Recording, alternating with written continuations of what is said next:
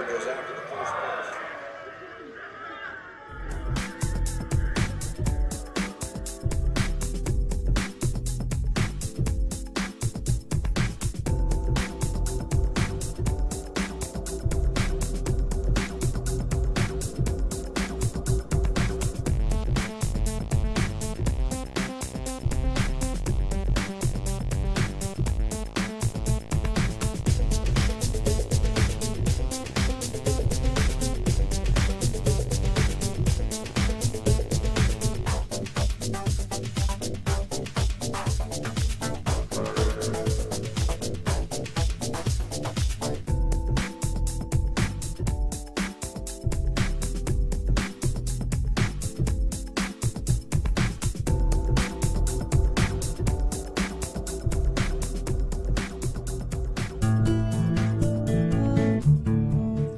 Maybe your first experience of putting money in the bank wasn't quite as heartwarming as this, but odds are, years later, you still refer to the balance showing on your bank account as being your money in the bank. But it isn't. If we have a deposit box at the bank, the valuables we put in it are still ours. We're just renting secure space to store them. In common usage, the word deposit means to set something down. But the use of the word deposit to refer to a bank account is misleading. A bank deposit is in reality a loan. What the amount in our bank account really indicates is how much money the bank owes us. It's a record of the bank's promise to pay us money, not the money we deposited itself. The difference is important. The truth is, when we hand the contents of our piggy bank to the bank teller, our money becomes the bank's money to do with as it pleases. All of the money in the bank is the bank's money. None of it is ours. That's why the bank pays us interest. We have loaned the bank our money. This may seem to be a semantic distinction. We know we can go to the bank at any time and take our money out in cash if we want to. But the distinction is not semantic, nor is it trivial. The distinction is crucial. What happens in banking affects everyone, and yet few of us know anything at all about how banking really works. The entire world economy now runs on a system of credit provided by banks, and when that credit system breaks down, everyone suffers.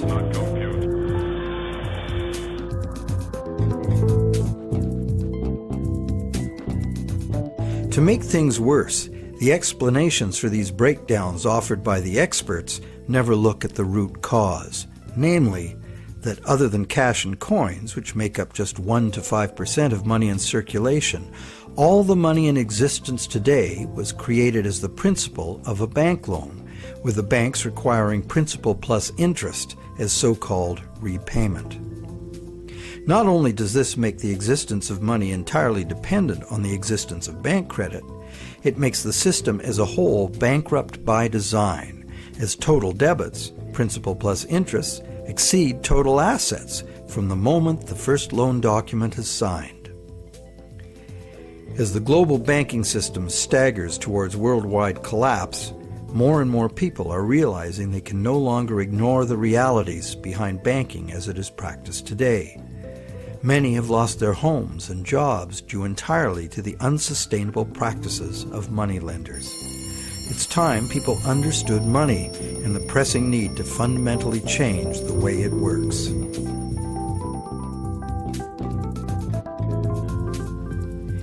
Clarifying what the words used in banking really mean is the first step. Now that we know that a deposit is, in truth, a loan to a bank, the next question is, what is a loan that we take out from a bank? When we sign for a loan, we give the bank a pledge to pay the amount of the loan plus interest.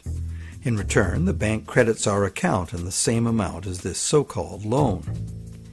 While we speak of the bank as having put the loan money into our account, in reality, the only thing the bank puts into our account is its promise to pay the money.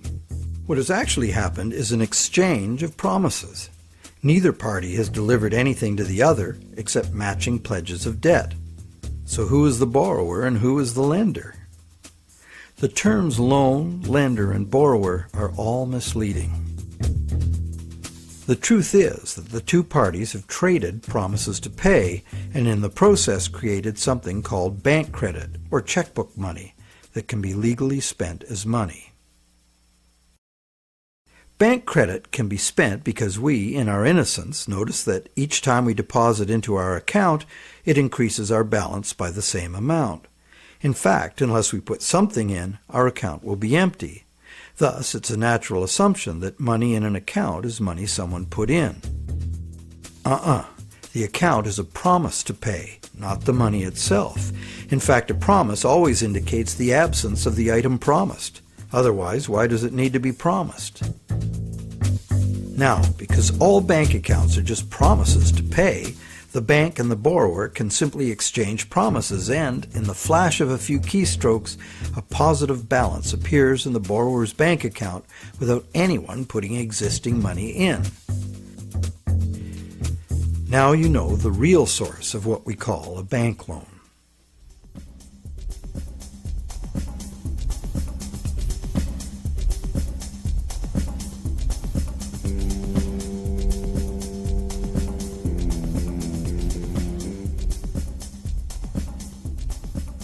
How different would it be if two parties just got together in a basement with a printing press and created new money that way?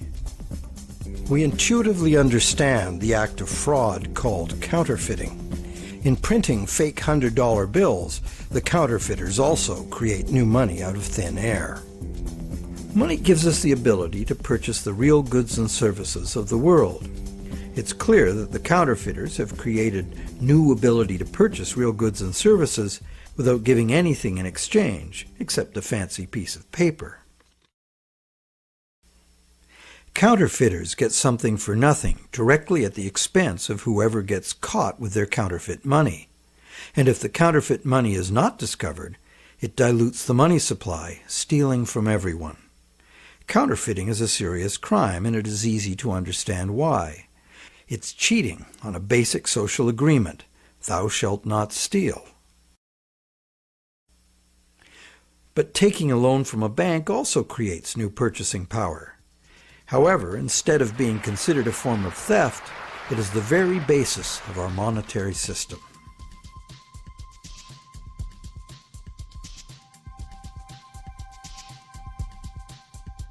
How did one form of creating money out of thin air become a crime and the other become standard business practice and the source of almost all our money? For this is what has happened. To understand how, we need to look at the history of the laws governing commerce. But before that, we need to understand the logic of the loan process itself.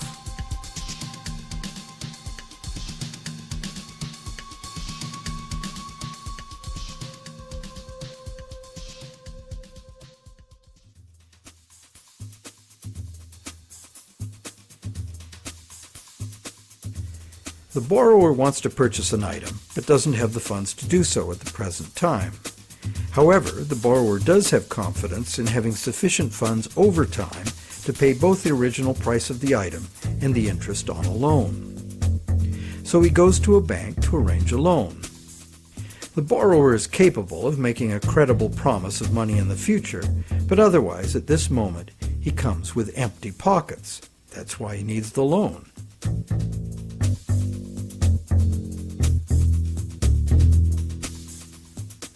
We're probably all familiar with what happens next.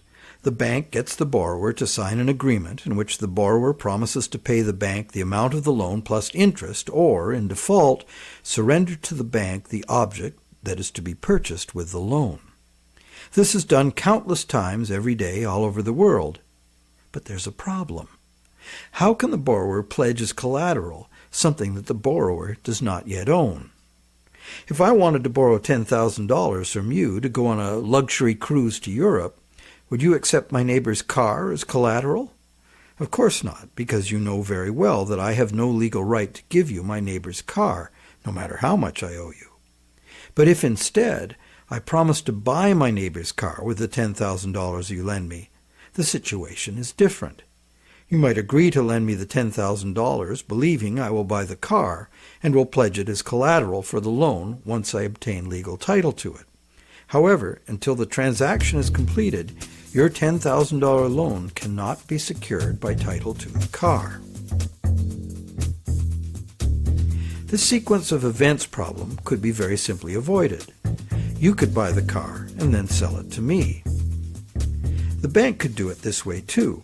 If the borrower commits to the bank to buy the item, why doesn't the bank just buy it with its own money and then sell it to the borrower on time payments at interest? Well, the answer to that question is also very simple. It's because the bank, like the borrower, has come to the transaction with empty pockets. The bank fulfills its part of the so-called loan transaction by creating an account for the borrower. The truth is, the so-called borrower has funded his own account by fraudulently pledging a car he does not yet own as collateral. And the bank, the so-called lender, hasn't put up any existing money at all. And, if all goes well, it never will.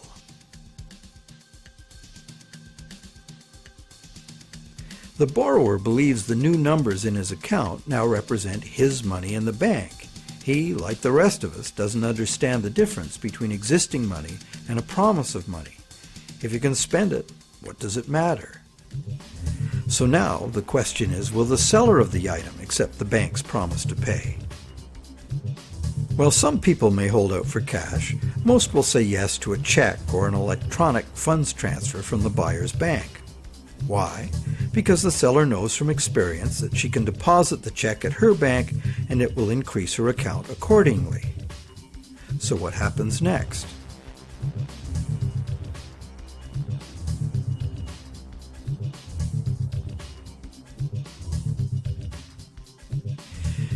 Well, obviously the buyer's bank now owes the seller's bank the amount of the loan. So you might be thinking, isn't this where the money comes out of deposits? The bank's promise to pay the borrower has just been transformed by the transaction into a promise to pay the seller's bank instead. So now the buyer's bank has to transfer some of its existing money to the seller's bank, correct? Yes, but probably only a small proportion. And over the long term, as long as the bank gets its fair share of deposits, the net amount of existing money the bank needs to cover its loans can theoretically be zero. How? Well, imagine first that the seller has her account at the same bank as the buyer. She deposits the buyer's check into her account. All the bank has to do to complete the transaction is reduce the buyer's account by the same amount it increases the seller's account. As both accounts are just promises, no existing money is involved in doing this. What is the end result? The bank has created bank credit for the borrower to the sum of $10,000. The borrower has bought the car that existed in the world of real things, and the seller now has that bank credit of $10,000. Thus, a brand new claim upon $10,000 worth of real goods of value was accomplished with absolutely $0 of the bank's or anybody else's money. On top of that, the bank gets to have all this so-called money paid back by the borrower's honest toil, plus interest, or the bank gets the car. Magic like this is usually seen on stage. So now let's examine what happens if the seller deposits her check in a different bank. Won't that require a transfer of existing bank funds from the buyer's bank to the seller's bank? Perhaps. But it will almost certainly never be anywhere near the whole amount because, in effect, the banking system functions as one bank. To illustrate, let's add another transaction to this scenario.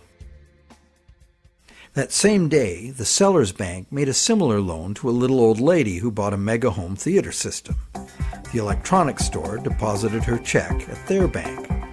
The electronics store's bank made a similar loan that was deposited at the original borrower's bank. And when all the various balances were settled, the banks didn't owe each other anything. And even if there were differences, they would have been just a small portion of the total credit created. So, at this point we can say that although banks don't actually lend out their depositors' money, as most of us imagine, they still need deposits to make loans.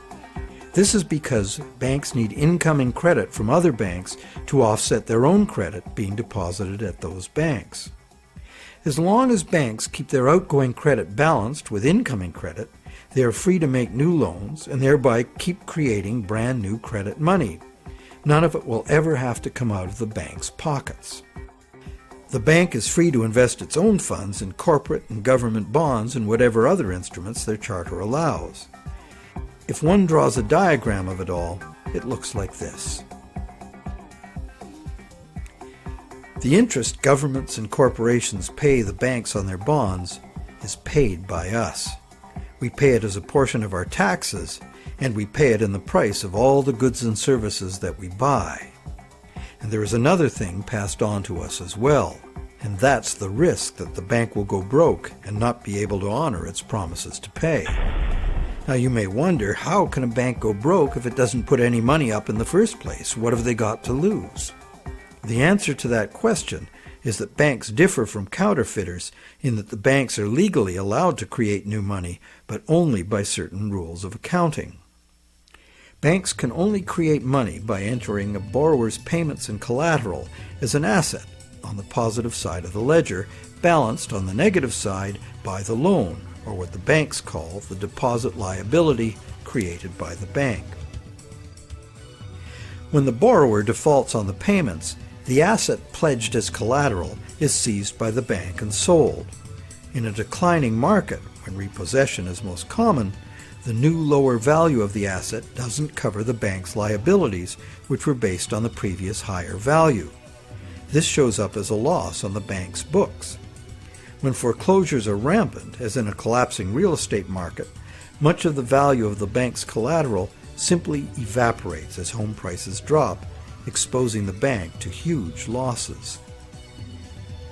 In truth, it's all just numbers, created out of thin air. But banks must adhere to the dictates of these numbers, and the consequences of bank arithmetic gone wrong can include economic standstill, social disintegration, total financial chaos, lawlessness, starvation, and war.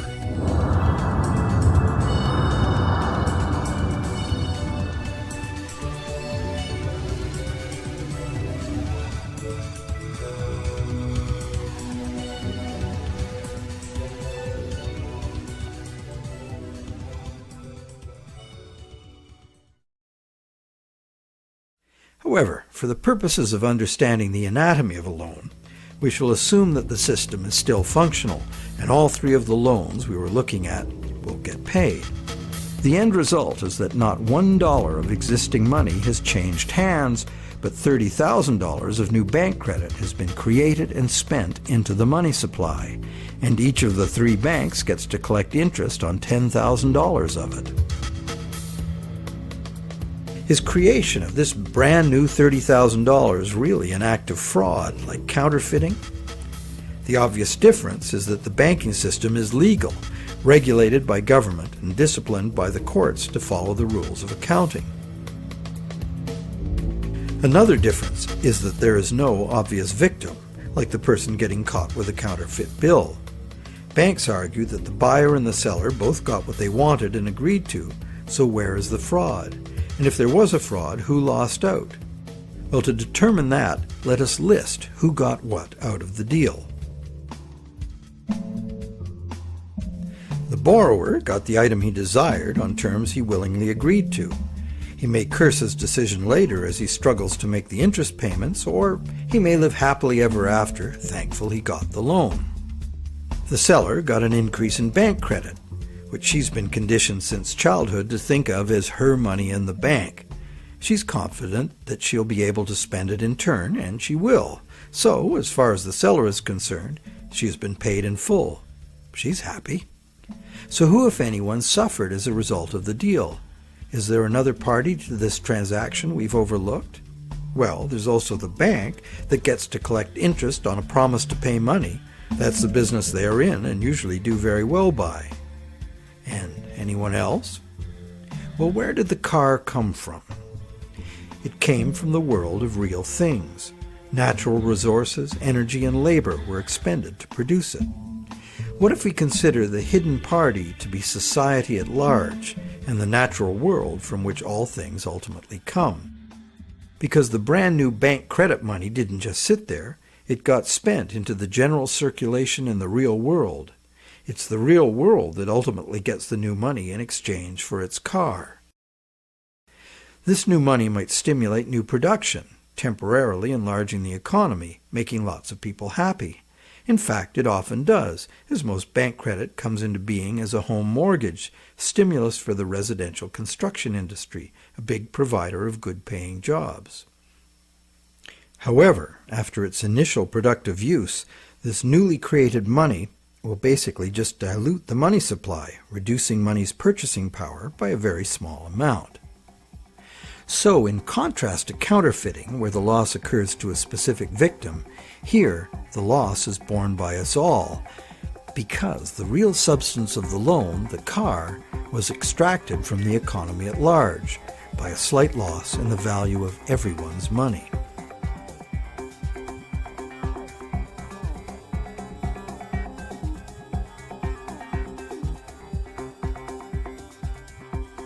To continue our comparison of bank credit with counterfeiting, counterfeit cash eventually gets detected and removed from circulation, causing a direct loss to whoever accepted it. There is, of course, no guarantee of how much will be detected, nor any prescribed schedule for its removal. Bank credit is also removed from circulation over time because, as bank credit is paid back, the principal part of every payment is extinguished. Now remember that almost all the money in existence today is bank credit. Therefore, almost every dollar that passes through our bank accounts has a scheduled appointment to one day be paid as a principal payment on a bank loan and cease to exist. On top of the principal are the interest payments, which will become bank income, much of which will be recycled into the economy as interest to depositors and other bank expenses. So it's not immediately apparent that there's a loss to someone as a result of bank credit being withdrawn from circulation the way there is with counterfeit cash. But if we look closer, we find an interesting situation. We don't need anything more than fundamental arithmetic to understand the power that lies in controlling the money supply and why, as currently designed, total debt must constantly expand or the system collapses. Whenever the rate of debt money creation falls behind the rate of debt money destruction, the total amount of money in use will shrink. This is called deflation because the money supply is shrinking like a deflating balloon. The result is less money relative to the goods and services available. With less money around to pay for them, the price of goods and services go down. At first, this sounds like a good thing, and it could be, if money were not created as debt at interest. For anyone not in debt, deflation would be like a general dividend on money, paid in goods and services of our choice. It would be as if money were the people's stock in their own prosperous company, their nation. People wouldn't have to demand a pay raise. If a nation were more productive as a whole, thus deserving of a raise, everyone would benefit automatically by having their money buy more. However, this is definitely not the effect deflation has in a system where money comes in the form of interest-bearing debt. More than 95% of all money currently in existence is in the form of debt to banks, promises to pay with interest added. And as we have seen, the principal is created, but not the interest. Due to the time delay between money's creation and its repayment and the recycling of interest earnings as bank operating expenses, most of us can keep up our payments while the money supply is increasing. However, if the money supply or total debt is decreasing, money becomes harder to earn due to its scarcity, and fixed payments become harder to meet. For those heavily in debt, the money shortage can become catastrophic.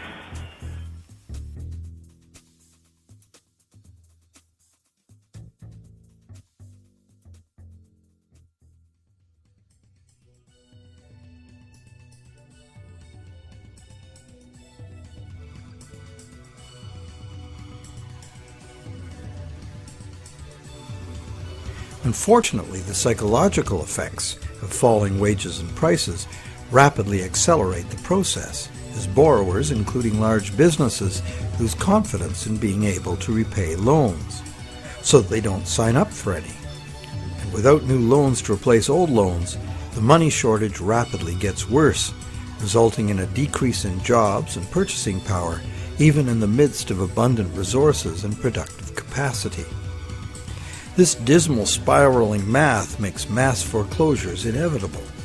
Prices plummet as no one wants to spend their money. Shrinking values destroy the value of loan collateral, causing banks to write off huge losses. Some even close their doors. Consumer and business confidence is lost. Rampant economic and social dysfunction follows.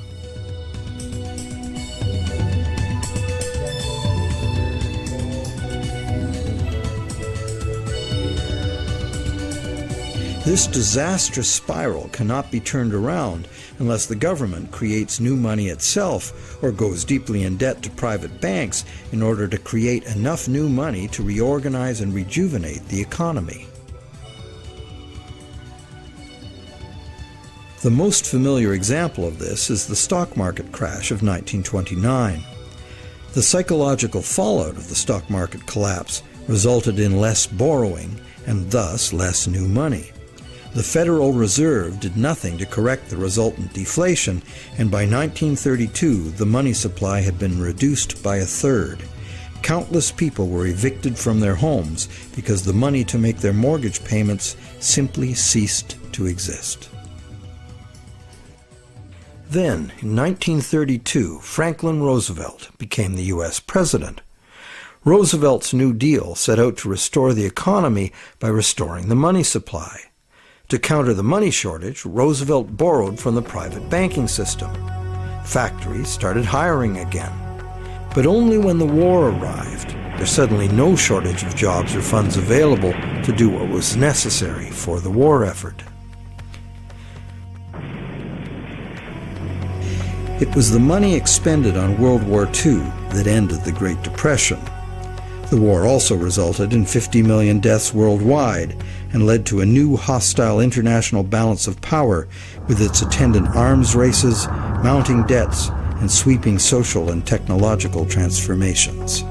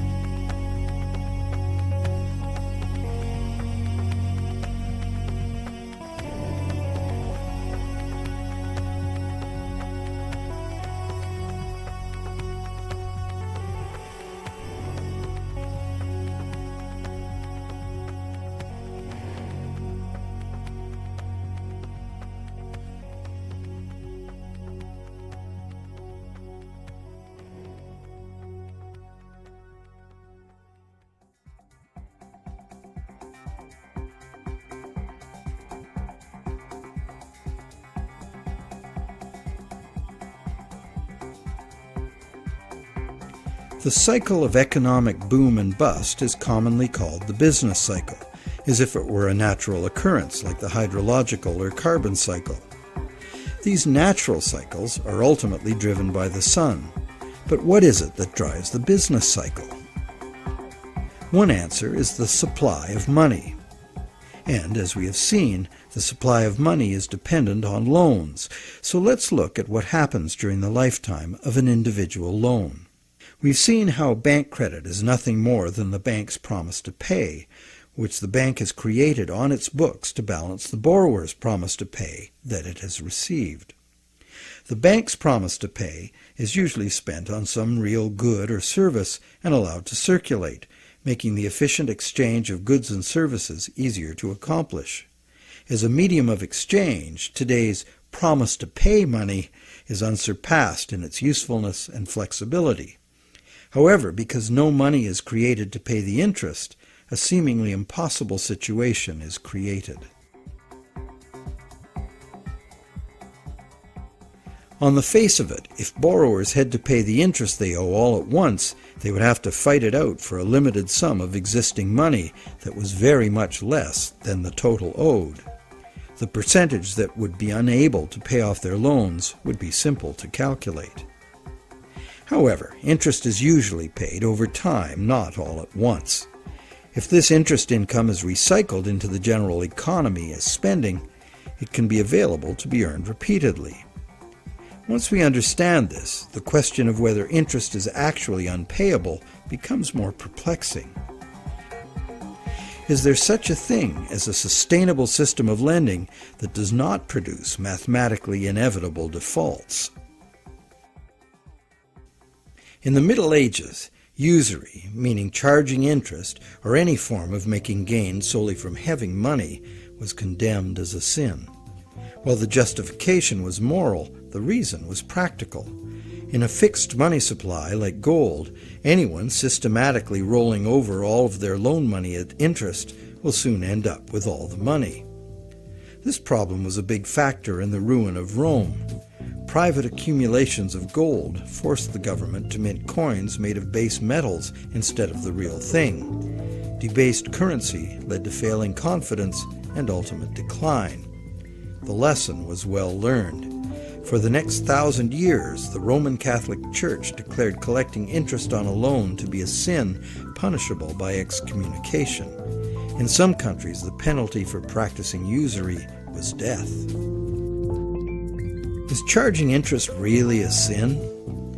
While today it seems very reasonable to charge for the use of money, there's a simple and unavoidable problem with doing so. Unless moneylenders spend every penny of interest they receive in such a way that the borrowers can earn it again, the borrowers are going to come up short regardless of their hard work and personal virtues.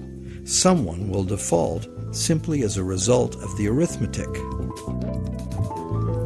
This is easy to picture where there's a fixed money supply like gold coin. As long as all of the coins taken in as interest are spent so that the borrowers can earn them, the same coins can be used to pay the interest over and over. The lender can profit by buying real things with this coin, but the coin itself must be spent, not lent nor removed from circulation. Leaving aside any moral considerations, this arrangement would be sustainable. However, if the interest coins are re-lent at interest or removed from circulation by hoarding, there will be an inherent shortage of coins with which to pay off the aggregate debt.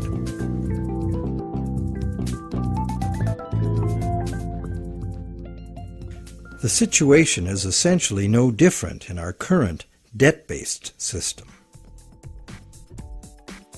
As we have seen, nowadays virtually every dollar comes into existence as debt, with a scheduled appointment to be extinguished as a principal payment on the loan that created it. Thus, for all borrowers to be able to make their payments of principal plus interest, two things must be true. The dollar created as the principal of the loan must be available to be earned by the borrower in order to make the principal payment that extinguishes that dollar. And every dollar the borrower pays to the bank as interest must also be available to be repeatedly earned by the borrower so that it can be paid as interest again and again. There is a common theory, undoubtedly popular with lenders, that because the banks spend their interest earnings as operating expenses, interest to depositors, and shareholders' dividends, there is in fact enough money released back into the community to make all payments. However, like the idea of absolute shortage, this is an oversimplification. Picture what happens if someone else, such as you or I or an institutional non-bank lender, obtains this dollar and then lends it out at interest. Well, now that same dollar is simultaneously owed to two lenders and has two simultaneous interest charges attached to it. In addition, if this dollar is loaned, repaid, and reloaned by the secondary lender, it is not available to pay off the principal of the loan that created it, except as another loan. So, can we borrow from Peter to pay Paul and borrow from Paul to pay Peter? This gets interesting. We can. However, each time money is borrowed, there's an interest charge added that also must be paid.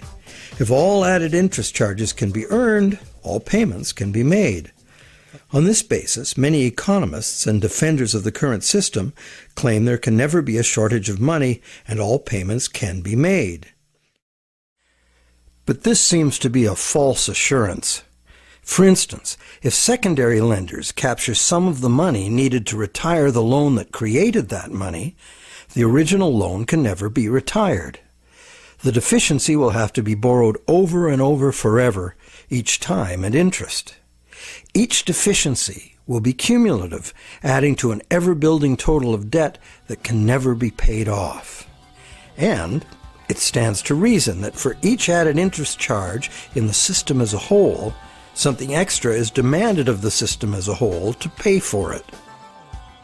This affects everyone, producers, governments, and consumers. For producers, that something extra must be raised through higher prices or more sales. However, competition for more sales usually requires lowering prices, necessitating even more sales, and leads to overproduction and saturation of the market. The end result can mean job losses, plant closures, and bankruptcies. For governments, that something extra is raised by increasing taxes. But increasing taxes drains money from the productive economy, resulting in a reduction in the collective ability to pay taxes, which then necessitates increased government borrowing and additional interest charges. For consumers, something extra can mean getting an additional job, or borrowing to pay past debts, or paying off debt over longer periods of time. However, competition for jobs tends to lower wages, and paying over longer periods of time adds enormously to the amount of interest owed. And of course, borrowing to pay off past debts is like trying to fill a hole with more hole. And that is the situation we find ourselves in today. Producers can't sell more because consumers can't afford to buy. Governments are cutting taxes, not raising them, hoping to stimulate consumer demand, and consumers' real incomes are limited or even falling due to competition for a limited number of jobs.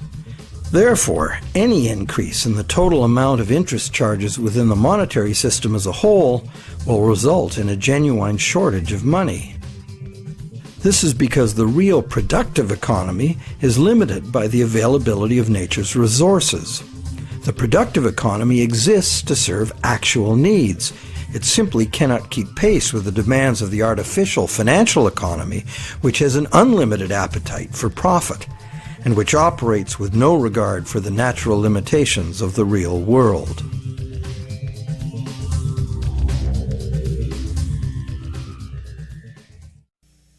The theory that there's always enough money to pay the interest has a certain elegant simplicity. However, by the very nature of the assertion to be true, it has to be 100% true. This is impossible.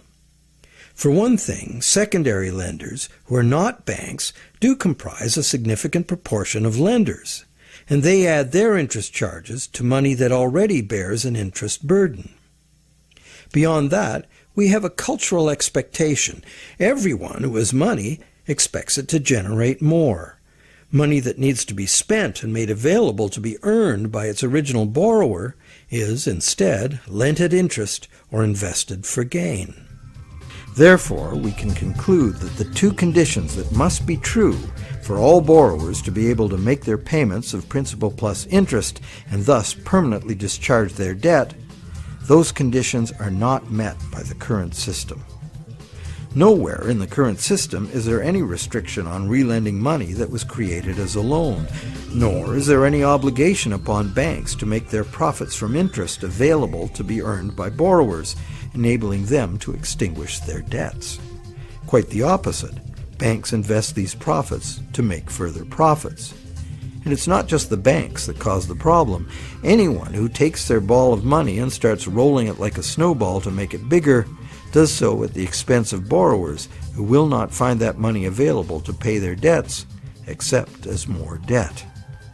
And of course, those rolling the biggest snowballs pick up the most snow. As the saying goes, the rich get richer and the poor get poorer. Money needed by borrowers in the lower realms of workaday productive economics moves upstairs to play in the casino world of abstract financial profit, and that's a world where transactions are little more than gambling on numbers in an effort to achieve higher numbers. They have little or nothing to do with providing the necessities of life.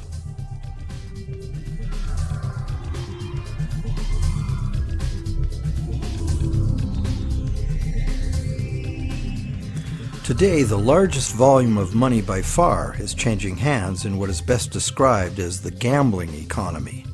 The foreign exchange markets, the derivatives market, and the rest of the financial instruments being played by banks and investment funds for as much profit as possible.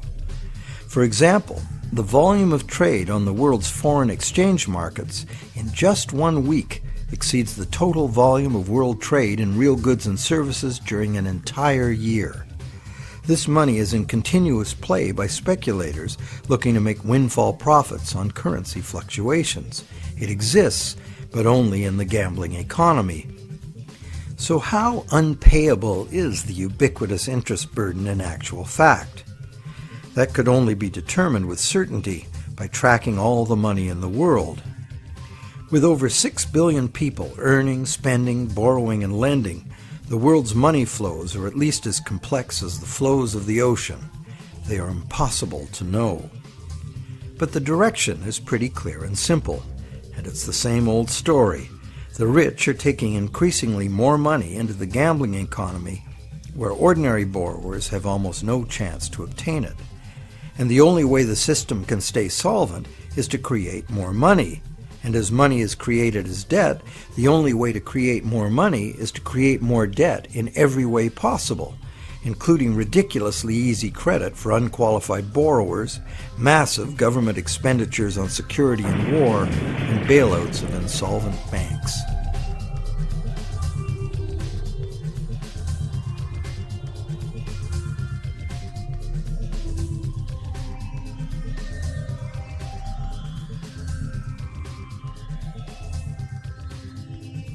How does the individual loan cycle relate to the boom and bust phenomenon known as the business cycle? The individual loan cycle can be described like this. First, there is economic stimulation because of initial spending. This is followed by inflation because new money basically just dilutes the money supply.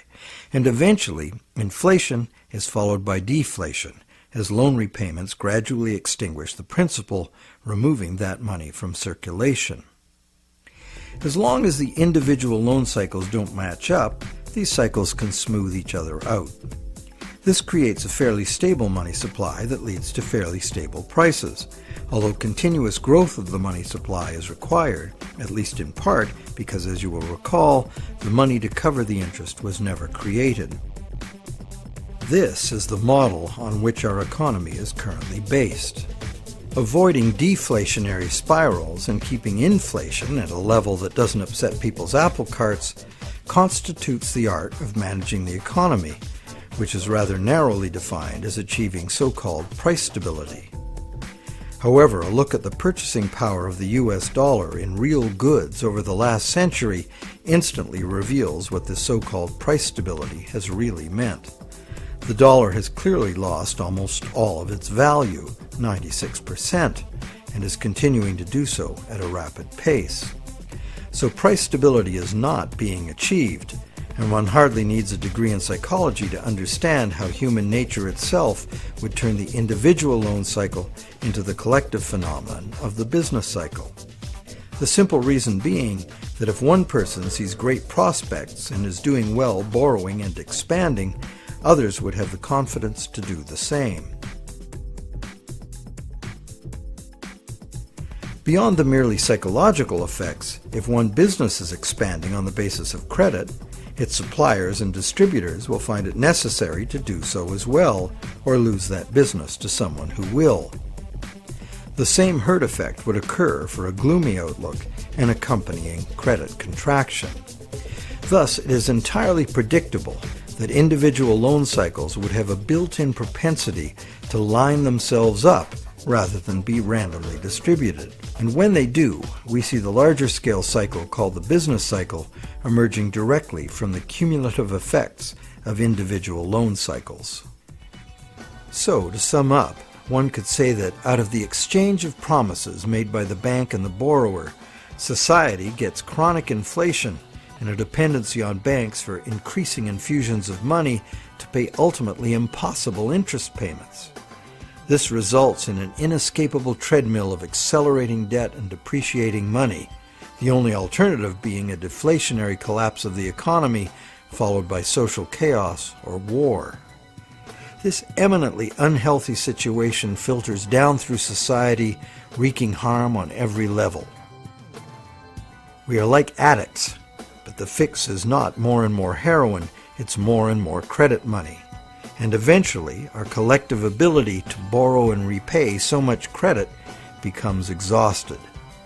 This then creates the need for constant expansion of credit into new markets, in essence creating a fiscal imperative to drive everyone in the world further and further into debt forever. In the United States, this constant debt expansion has led to a total credit market debt in 2008 of more than $53 trillion, which is about 5 times the total annual income of the entire country. So is the world at large happy about its end of the loan transaction? Probably not. But the world at large has very little awareness of where these problems originate, the elusive system of counterfeiting and hidden control that is modern banking.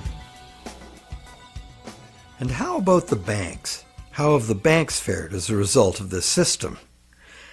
Well, first, by putting up only a small fraction of the money they ostensibly lend, the banks have obtained a river of income from interest payments on consumer loans and mortgages. Second, by using their credit powers to acquire large portfolios of corporate and government bonds, banks collectively appropriate control over government and industry. And thirdly, due to the inevitable defaults and foreclosures, the banks gain legal title to a lot of real property the world over. And finally, if the worst happens, if borrowers default en masse, causing the banks large losses, the government is forced to rescue the banks with multi-billion-dollar bailouts to save the financial system. And what are these bailouts financed with? You guessed it, more taxpayer debt. It is really quite an achievement to pull this off, and without most of the victims even being aware of it. If you're now thinking there ought to be a law, well, there is. There's a whole body of law that makes all of this legal. So how did a system like this ever become the law? To answer that, we go back to England in the mid-17th century.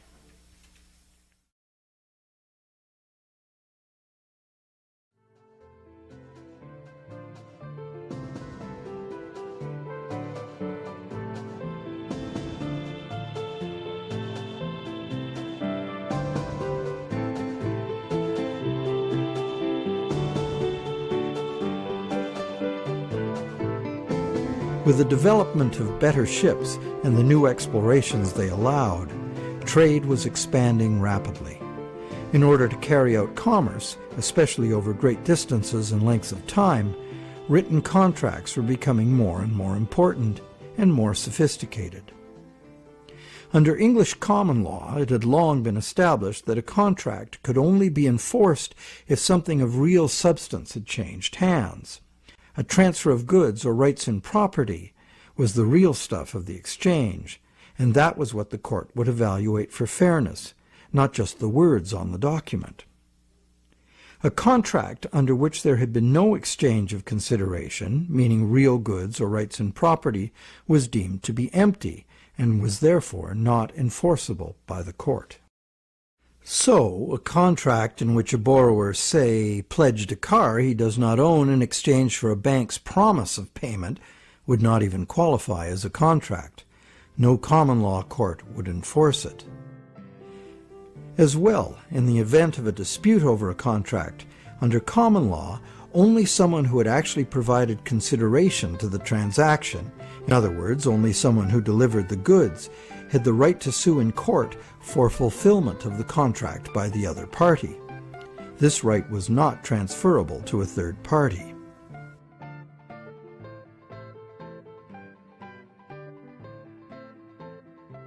When early traders went off personally on expeditions with trade goods, they bought those goods at home with their local currency and would sell them for foreign currency in the distant destination.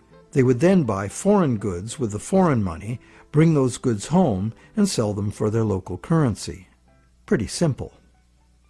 But as trade became more sophisticated, traders became more inclined to stay home and just hire ships to carry out deliveries.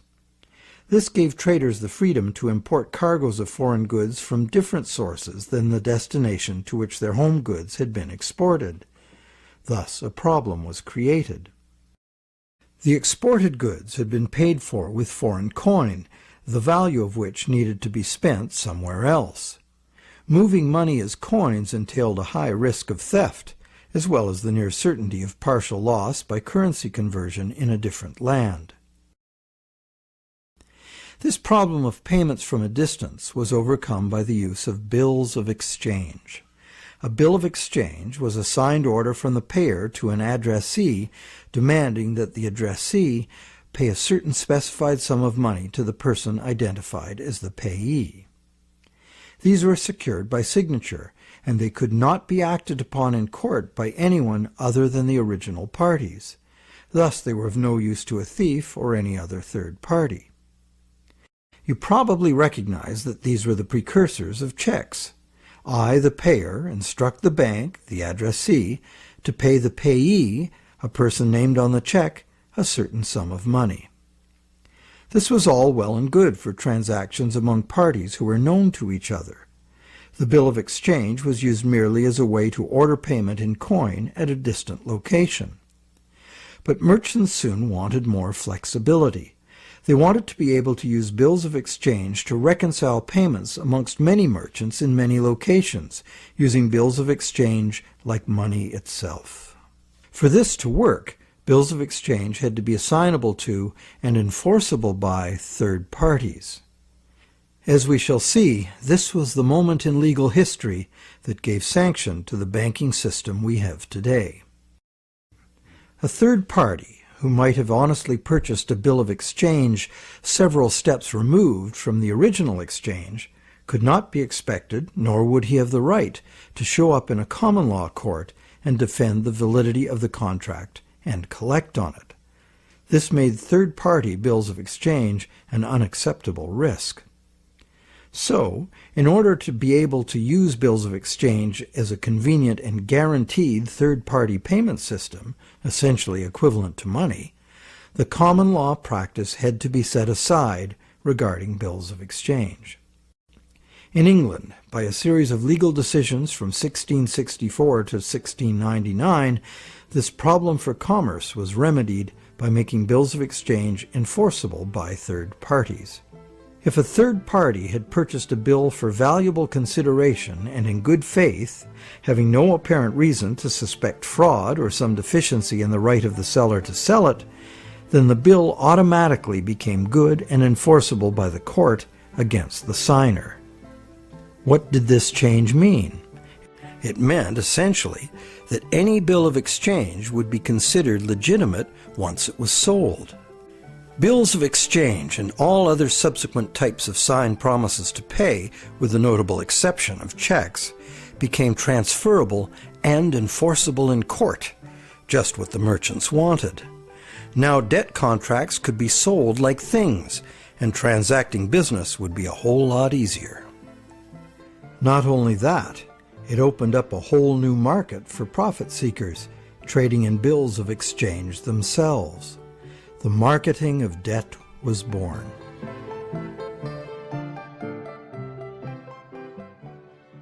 The change in the law had another effect as well.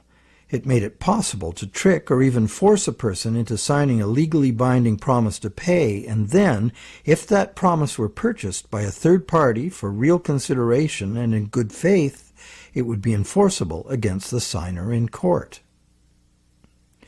Ultimately, this became one of the foundational principles of the Uniform Commercial Code, which governs the conduct of business in the United States, and by extension, in most of the world.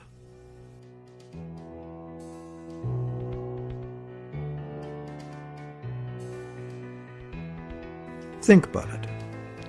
If we buy a stolen laptop from a guy on the street, we're guilty of receiving stolen goods, a criminal offense. Doesn't matter if we paid honest money and were unaware the goods were stolen. The court will restore the goods to the rightful owner. We, as purchasers, innocent or not, lose our money and may even be charged with a crime. But if we buy a loan contract from a banker and give him real value for it in good faith, it doesn't matter that the loan contract may have come into existence under false pretenses. Whoever signed it is required by commercial contract law to pay up, and the courts will enforce the obligation. Today, debt contracts come in a myriad of forms, including and especially loans and mortgages. It's significant to note that just as these common law restrictions were being removed, the brand new Bank of England was being established. The first bank state-authorized to create money out of thin air. The new laws fit in perfectly, making the new bank's empty contracts enforceable against the so-called borrower.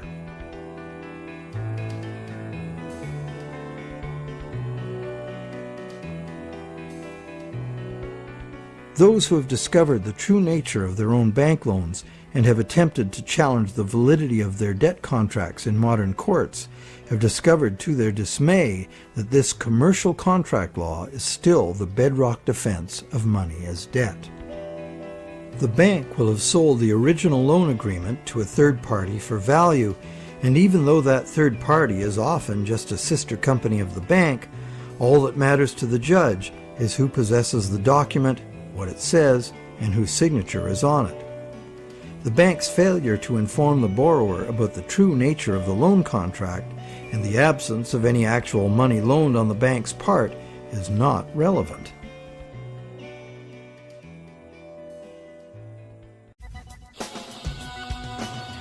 So, to conclude our investigation, it appears that modern banking practice rests on several distinct violations of common law, common sense, and natural justice.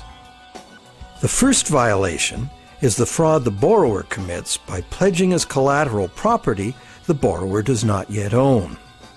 And the bank is complicit, as it knowingly accepts the fraudulent pledge as backing for the credit it creates.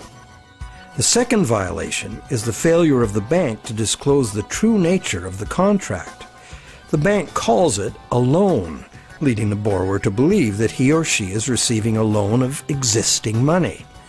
But the bank knows full well it has provided only a brand new promise to pay, simply typed in on a computer screen. A promise that the bank knows it will probably never have to fulfill. Thirdly, the loan agreement should be invalid because impossible contracts are legally invalid. The bank is creating an impossible contract because the conditions required to guarantee that the borrowers have the opportunity to pay off the principal plus interest are not met. Unless the system enforces 100% recycling of both principal and interest, which it emphatically does not, some borrowers are going to default and lose their collateral simply due to the systemic shortage of money. The fourth violation is the violation of natural law by the law of contracts, which confers automatic legitimacy of title on any contract if the contract is sold to a third party for valuable consideration. This violates the principle that one cannot give better title to something than one has. But perhaps the biggest fraud of all is that most of the people who produce the real wealth of the world are in debt and at risk of losing everything they have worked for to bankers who fabricate money out of mere promises to pay. And where does this leave us? We are hostages in an economy that must grow faster and faster to keep up with an ever-growing money supply, where the entire system collapses in ruin. The money system as currently structured refuses to recognize that the real economy is limited by the capacity of the planet to provide the raw materials and waste disposal services the economy needs. The planet is finite, and therefore it should be obvious that the economy cannot grow at an accelerating pace forever. Our current money system runs like the bus in the movie Speed. It could not slow down, or the bomb planted on the bus would go off. And our situation is even worse, because the rate of debt creation must forever accelerate, or the entire economy crashes. The notion that infinite, perpetually accelerating growth is possible is the great fallacy of modern economics. It is a fatal delusion born of greed.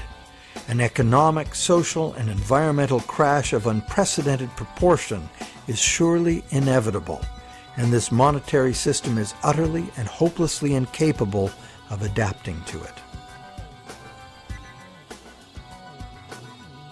No wonder monetary reformers around the world insist that the entire monetary system needs to be rebuilt from the ground up.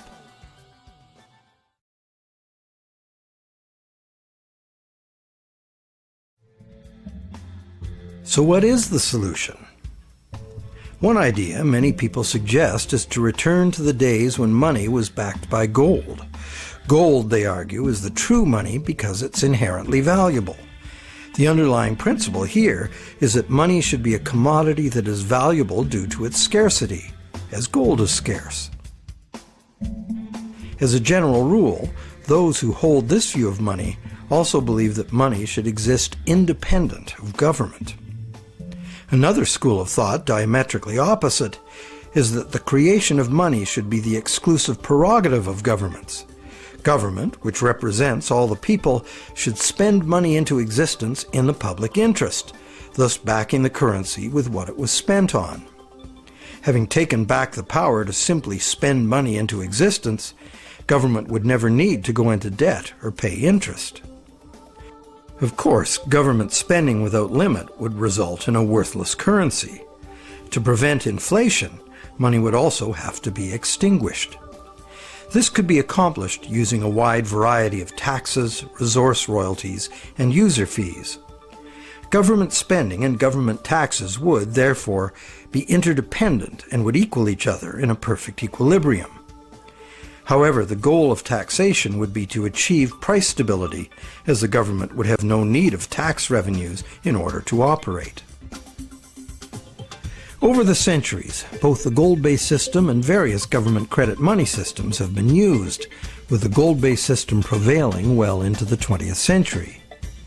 This wasn't because government credit money didn't work. It did within the country itself, where it was accepted in payment of taxes. But until the invention of modern currency exchanges, international trade had to be carried out in gold. In addition, gold has had an almost supernatural fascination for humans for a very long time. We've been conditioned for millennia to think of money in terms of portable inherent wealth, as in gold coins. However, this is not the only way to think of money, nor in the era of runaway debt money is it any longer accurate. Money is, at its root, an idea that humans invented in order to turn simple subsistence into complex civilization. It's the development of money that made possible specialization of labor and the indirect exchange of goods and services.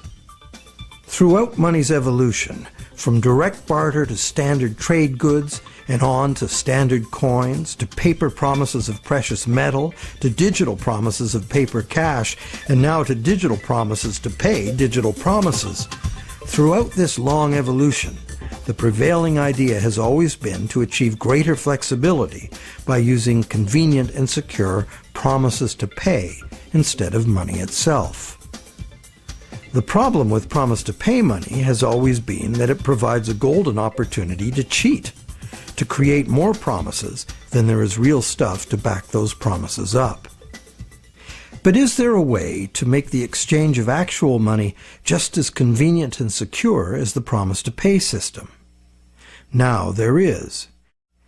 Digital money, convenient and secure, is now a possibility because of new encryption technologies. It works like this. Imagine taking the serial number off a dollar bill and dispensing with the paper. What do you have? A digital dollar. A digital dollar that can now be electronically transferred around the world just as easily and securely as a promise to pay dollar. However, and this is the big however, the digital money, while being entirely electronic, is also like a metal coin. It can never be in two places at once. Thus, the multiplication of promises can be prevented by insisting on actual payment in cash, paper or digital. We don't even need to keep this digital cash in a bank, as it provides its own safekeeping and can be transferred by internet. And instantly transferable digital money could perform intelligent functions far beyond anything money has been capable of before. For instance, with simple math programmed in, money could be made to calculate its own value, eliminating human speculation, manipulation, and error. Wouldn't that be something? In the meantime, efforts are already underway to reform the monetary system through legislation.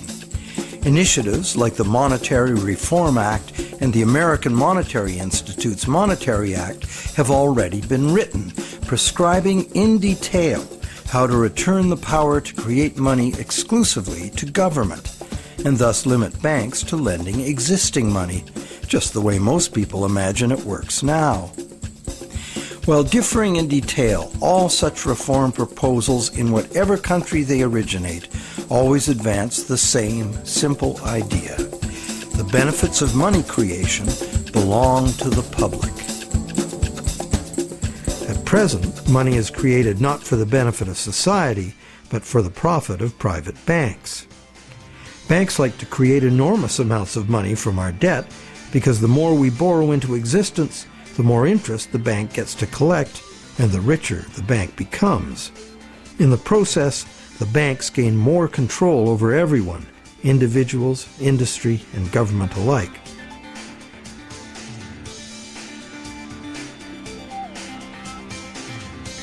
Abundant money too often leads to speculative asset bubbles that make insiders rich. But, as we have witnessed, these bubbles inevitably burst under the unbearable weight of ever-increasing interest demands. The losers are many, including governments. Already burdened with huge debt and shrinking revenues, governments are forced to add trillions to that debt in order to rescue the banks that are the cause of the problem. Otherwise, we would have no money system. It's an absurd situation, and a tragic one, considering that government could instead create the money itself and spend it interest-free on infrastructure, education, or universal health care. And most of that debt-free money would enter the economy as wages, circulating through all levels of society for everyone's benefit. This kind of abundant money would fund a reinvigorated, productive economy in which the savings of the people could fund honest loans of real existing money. At its root, money is a means by which we exchange real value. Without real value in the world, money is nothing. As we have seen, it's the real world that makes the loan, not the bank. We, the people, in conjunction with the material blessings of the natural world, are the source of all real wealth. Therefore, money creation and its benefits belong to the public, not to private bankers. And what about interest? As we have seen, interest poses an arithmetic problem. And it's a problem that can only be solved in three ways. 1, defaults and foreclosures. 2, perpetual growth of the money supply. Or the preferable and only other solution, 100% recycling of interest as spending. But such full recycling could only be accomplished by nationalizing the banking industry in the public interest. For example, interest earnings from public service banking could be paid to all as a citizen's dividend. Or it could be used to fund government in place of taxes, as was done successfully in colonial Pennsylvania. And that's just one instance of a society that organized its monetary system differently. There have always been alternatives, and there are alternatives now. What the evolution of money really teaches us is that the real measure of money's value is, very simple, its usefulness as money. And there are several different ways to create useful money. For instance, money can simply be an individual's private promise to pay, a pledge of one's own product or service, as in such community currencies as the let system or time dollars. Thousands of these community currencies already exist in circles of trust where members can be counted on to honor the credit they issue for themselves. And such community currencies can be a lifesaver in the event of a catastrophic collapse of the conventional banking system. When money shortages or hyperinflation disrupt trade and bring economic standstill, a working community currency can sustain a local economy. Are such proposals radical? You bet. But there are unprecedented challenges before us. No longer can exponential growth allow us to sustain a monumental debt that must ever increase to prevent the house of cards collapse of the whole system. Increasing wealth disparity, crushing debt, failing banks, and social and environmental catastrophes are what we face unless we radically change course. We must transform our monetary system to one that can adapt to a future we can now clearly foresee. To begin, we must examine monetary system designs that can deal with widespread economic shrinkage without inducing mass foreclosures and bankruptcies. But what can you do right now? Well, right now there are people and organizations around the world that understand the problems and the injustice of today's monetary system, and you can join them in their effort to bring about the fundamental changes we need. It's time to talk to our friends. A financial crisis is the ultimate teachable moment. When bankrupt banks have to be bailed out by the governments the banks were formerly lending to, the contradictions, the fraud, and the fatal flaws of the current system are laid bare for all to see. But the solutions are there to see too if we look. We cannot afford business as usual. Making adjustments to the current system will not save us. The changes we need to make are radical and dedicated to the good of all, not the profit and control of a few. To make these changes, we must leave behind our outmoded assumptions and misplaced faith. We must face the challenge of a complete transformation. Reality calls.